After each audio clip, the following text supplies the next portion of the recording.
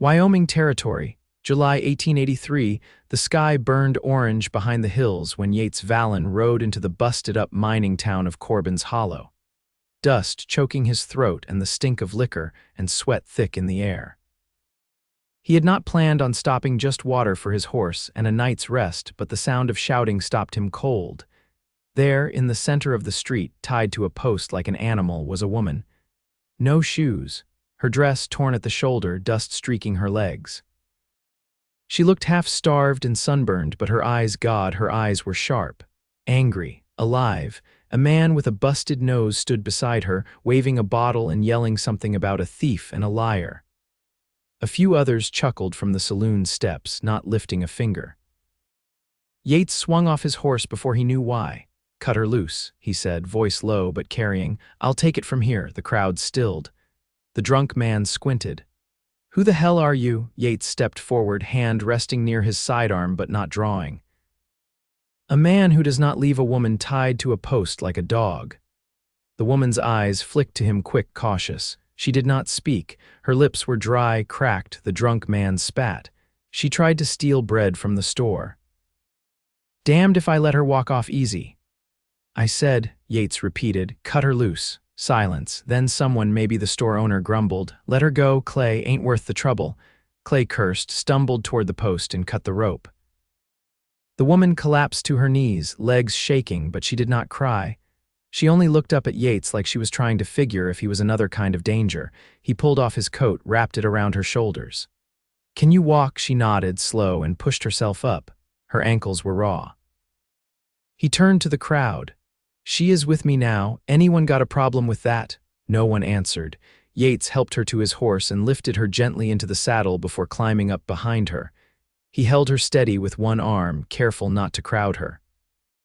They rode until the town disappeared behind them. They stopped by a creek 2 miles out. Yates built a small fire while she sat wrapped in his coat, legs tucked beneath her. She still had not said a word. "I got hardtack and dried meat," he offered. "Not much." She reached for the food without hesitation, chewing slow like it hurt her jaw. He filled a tin cup with creek water and handed it to her. "Name's Yates Vallen," he said. Her eyes flicked to him over the rim of the cup. She swallowed. "Mira Ellins. Where you headed, Mira?" She looked down at the fire. "Nowhere," he nodded. "That where you came from too?" A twitch at the corner of her mouth, a bitter thing. "Started in Kansas, ended up there." "What about family?" "My father died in the war. My mother 2 winters back. Been working kitchens and stitching shirts since." Yates poked at the fire. "You steal that bread?" She looked at him, straight this time. "No, I had coin. Storekeep decided it was not enough." He believed her. They sat in silence, the kind that settled deep. Crickets chirped and the creek whispered behind them. "You got anywhere to go?" he asked. Mira hesitated. "No, not unless I make it." "Well," Yates said, "I got a place out toward the Absaroka foothills. Small ranch, quiet. You can rest there till you figure your next step." She stiffened. "Why?" "Because you looked me in the eye when you were tied to that post, and I saw someone not done fighting. Do you expect something for it?" He met her gaze steady. "No," she looked away, jaw tightening. "Then I will come for a night." The ride to his land took 2 days. Mira said little, but she let him share his food and helped with the fire. She never complained. When they crossed into the hills and the air grew cleaner, she sat straighter in the saddle. His ranch was modest, a 1-room cabin, a half-finished barn, and a lean-to for the horse. Set beside a wide field of tall grass and surrounded by pine, he helped her down, careful with her feet. "You can have the bed. I will sleep under the stars." "I can sleep on the floor." He shook his head. "It is your turn to rest." Mira looked at him, something unreadable in her face. "You are not what I expected. Neither are you." That night, he gave her a pair of old boots he had stored in a crate. They were too big, but she took them with quiet thanks. In the morning, she helped fetch water from the creek and swept the cabin floor. By the 3rd day, she was cooking potatoes and salt pork like she had always belonged there. Yates watched her sometimes, when she was not looking, how she moved carefully but with purpose. How she stood outside at dusk and stared at the sky like she was trying to remember how to breathe. On the 5th day, as they sat by the fire after supper, he said, "You can stay longer if you want." Mira looked at her hands. "I do not want to be a burden." "You are not." Her eyes lifted. I do not know who I am anymore, Yates. He leaned forward. Then stay. Until you do. She hesitated but then nodded. Weeks passed. Mira stayed. She helped build the barn, her hands blistered but steady. She mended his shirts and laughed once when he spilled flour across the floor. Her laugh surprised them both. Yates rode into town once a week for supplies.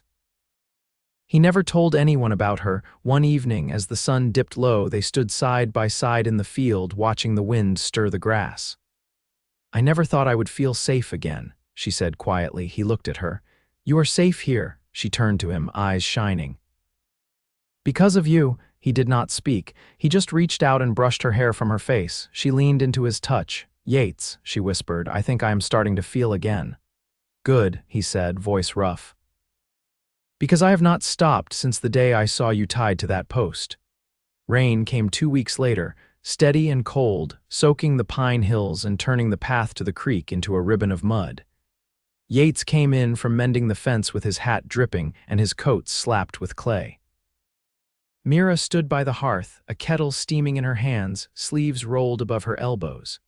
He hadn't known she could look like that, quiet, steady, part of the room like she'd been carved into its walls.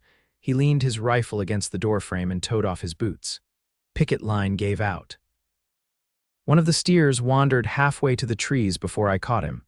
She ladled stew into a bowl without turning. You look like you fell in after him. I nearly did. She handed him the bowl, fingers brushing his. Her touch no longer flinched. Sit. Eat before it goes cold. He took the seat near the window where the glass rattled gently in the frame. The stew was hot and thick with barley. He hadn't taught her to cook like that. She'd found her own way with what they had, and it always tasted like more than the sum of it. He watched her stir the kettle again, her brow drawn. She'd been quiet most of the day. You didn't sleep, he said. She kept stirring. I've had the same dream 4 nights now. He waited. I'm walking through a snowfield, barefoot, can't see where I'm going, just white all around me. But I know someone's behind me. I can't hear them, but I feel them, closer every time. He set the bowl aside. Someone you knew, she shook her head. No face, just the feeling, like if I stop walking, they'll reach me. Then you keep walking. She finally looked at him. Even if I don't know where, he stood and crossed to her, resting a hand on her shoulder. You don't have to know, Mira, not all at once. She held his gaze a long moment. I want to help with the calves tomorrow. They're mean and half-witted right now. Kicked me twice this morning. I've been kicked worse, he nodded. All right. The next morning, the sky cleared to a washed-out blue. The ground was slick, but the air had a softness to it that hadn't been there before. Mira tied her hair back with a strip of muslin and followed Yates to the pen. The calves were restless, bawling and slipping in the muck, but she moved among them with a kind of quiet surety, her hands calm, her voice low. Yates watched her from the fence post. You ever work stock before? She reached for a halter. A family near Emporia took me in for a season when I was 15. They had goats, not the same, but stubborn just the same. One of the calves jerked away, dragging the halter out of her hands. She didn't curse, just stood still until it stopped skittering, then approached again. You don't force it, she said. You wait till it gets tired of being scared. He leaned on the fence, smiling without thinking. You're good with them? I didn't used to be. I was loud and impatient. What changed? She glanced at him over her shoulder. I got tired of being chased out of barns. That night they sat on the porch, the sky streaked with the last pink of dusk. Mira stretched her legs out, boots muddy, hands wrapped around a tin cup of tea. Yates carved a sliver of cedar, the shavings piling at his feet. You ever think about leaving? She asked. He set the knife down. Sometimes, not lately. She turned her face toward him, moonlight catching the edge of her cheek. Why not lately? Because you're here. She didn't answer, but the way she looked at him shifted, less guarded, more searching. I never had a place, she said. I kept thinking if I moved fast enough, I'd outrun something. But I never knew what. Maybe you don't have to run anymore. She looked down at her cup. I don't know how to stop. He reached across the space between them and took her hand, rough from work but warm. Then stay still, just for tonight. She didn't pull away. All right. Just tonight. But they both knew it would be longer. By mid-August, the land began to dry and harden, the creek running thinner, its banks crusted with pale mud.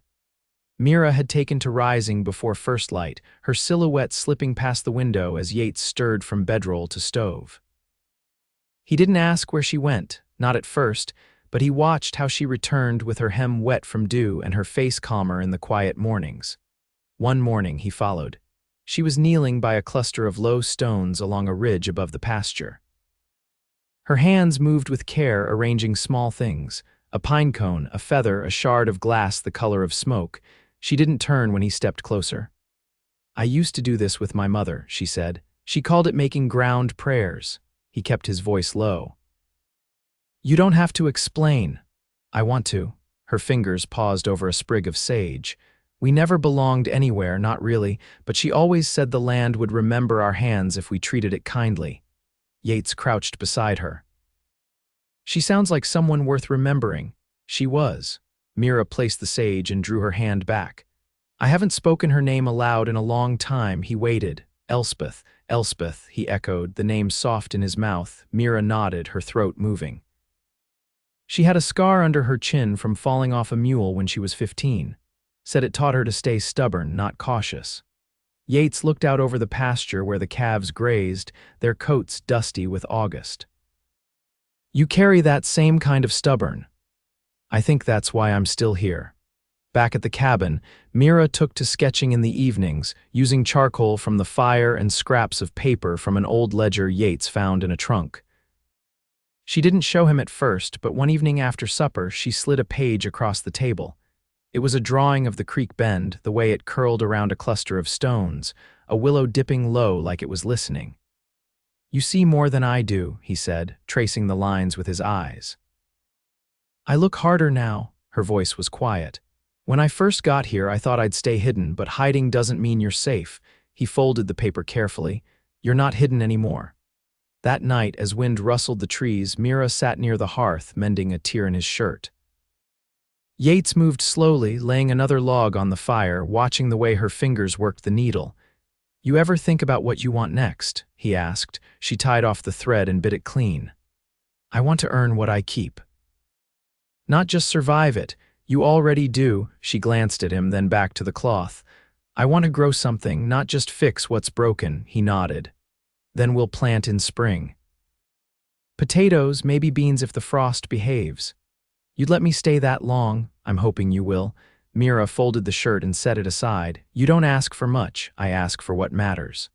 She stood and crossed to the shelf, placing the mended shirt there without a word.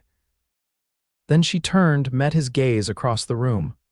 "I don't know how to be somebody's anything, Yates." He stood too steady. "I'm not asking for anything you're not ready to give." She shifted her weight, eyes searching his. "What if I want to learn? Then I'll be here." Outside, the wind shifted, carrying the smell of pine and old rain. Mira stepped closer, and the light caught the edge of her jaw, the curve of her lip. She reached up, fingertips brushing the collar of his shirt. "I'm not afraid to stay anymore," she said. He lowered his head until their foreheads touched. "Then stay." She closed the gap between them, kissed him slow and sure. They didn't speak again that night. They didn't need to. The fire burned low, and the wind hummed against the cabin walls, and two people who had once only known the world by what it had taken now began to know it by what they could build.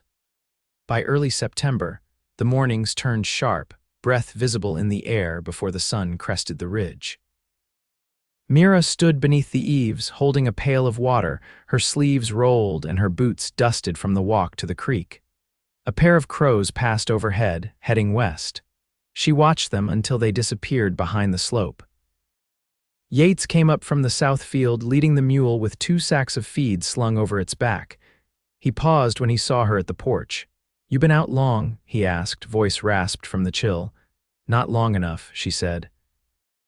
"I like the hush before the world wakes." He tied the mule to the post and came closer, brushing hay from his coat. "You always been drawn to quiet things?" "I used to be afraid of them. Thought silence meant something worse was coming." She set the pail down, met his gaze. "Now I think it's the only time I can hear myself think." He didn't speak right away. "Then you've changed since that first night." "I had to," she said, "but not all at once." Inside, Mira cleared space on the table and pulled down a tin of flour. She measured it into the bowl by eye. Yates moved to the stove, adding kindling as she turned the dough.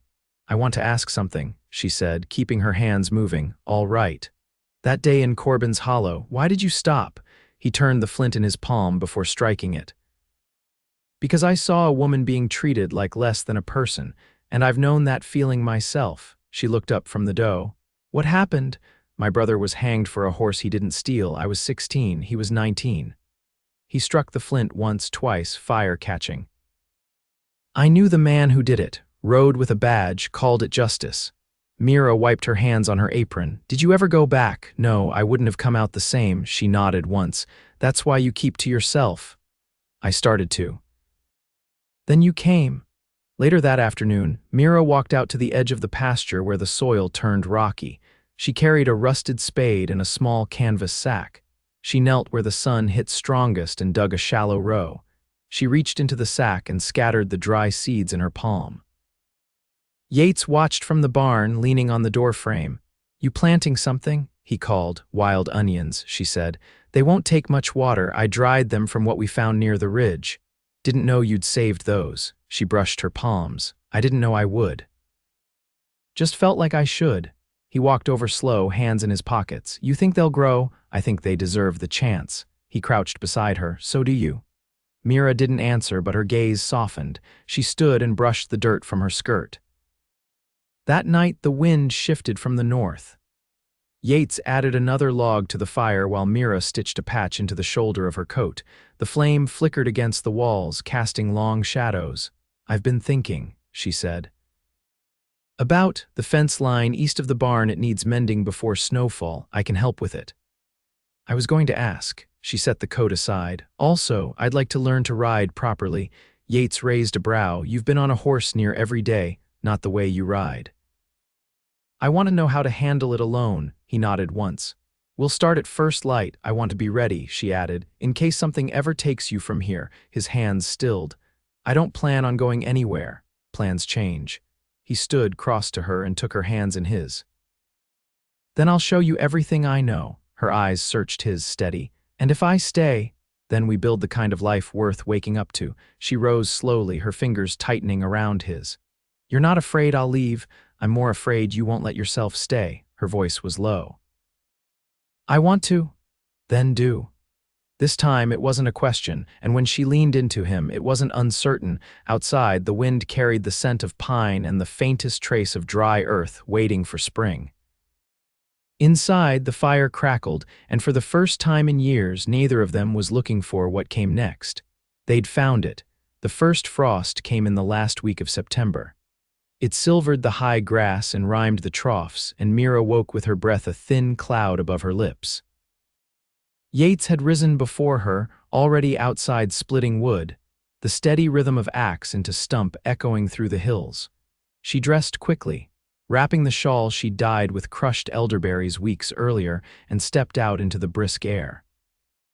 He didn't look up right away, his movements clean and practiced, but when he did, she saw the flicker of something quieter in his eyes, a kind of stillness that hadn't been there when she first arrived.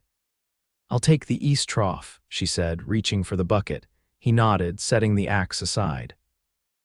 "Water line's slow, might need to chip the ice." Mira knelt by the edge of the nearest trough, using the iron ladle to break the thin crust. The cold bit through her gloves, but she didn't stop until the surface was clear and the mule could drink. Yates came beside her, crouching. "You're steady," he said. "I had to teach my hands how to be so they wouldn't betray the rest of me."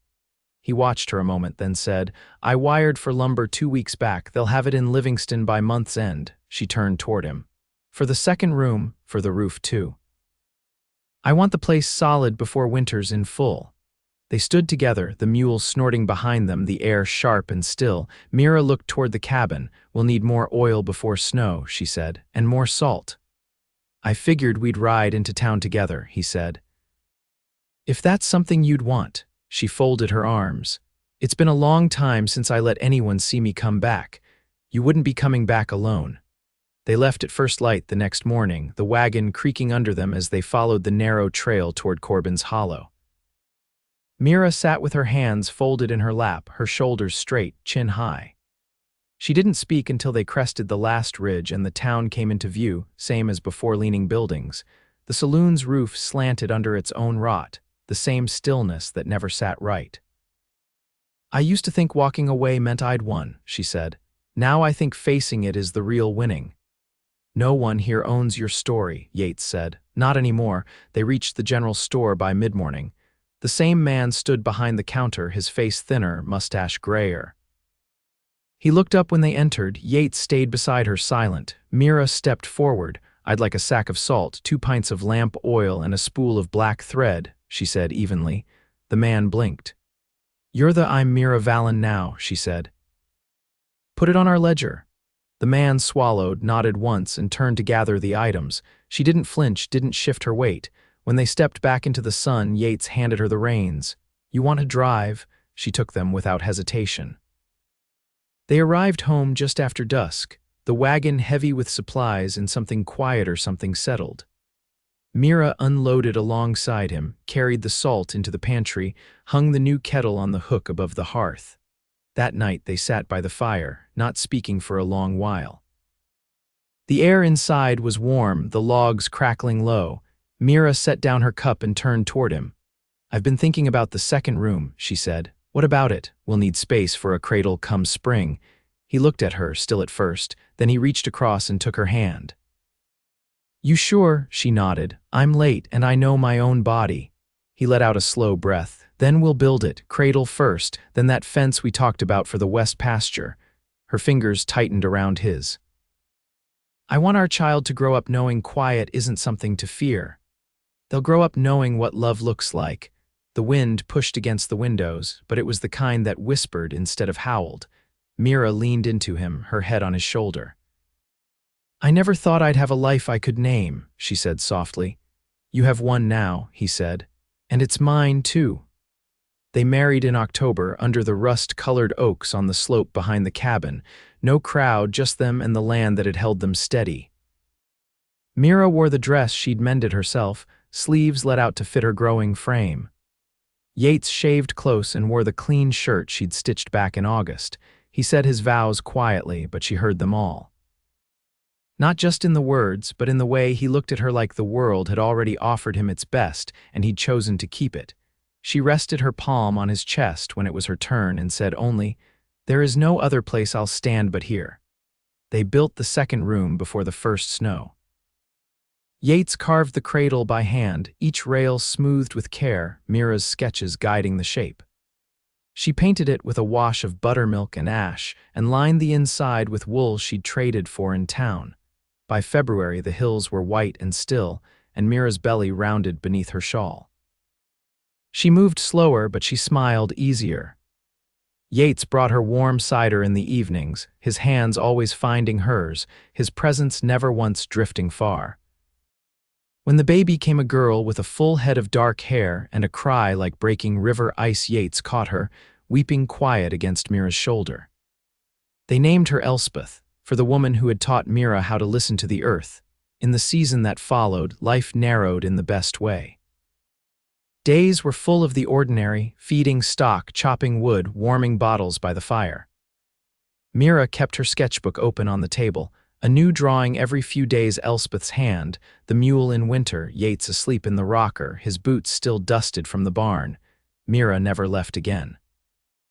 She didn't need to, and Yates, who once thought he was meant to live alone among the pines, found that the quiet he'd always clung to was fuller now, filled with footsteps, lullabies, and soft laughter echoing off the cabin walls. They grew old side by side. Mira with her hands always busy, Yates with his calm steadiness. Elspeth grew tall and strong, her feet sure on the land her mother had once feared, and her father had once guarded like a secret. And the love between Mira and Yates formed not from grand words, but from firewood stacked before dawn, from shared glances across a table worn smooth, from years of weather and worry and wonder held fast. It never needed to be spoken aloud again. It simply was.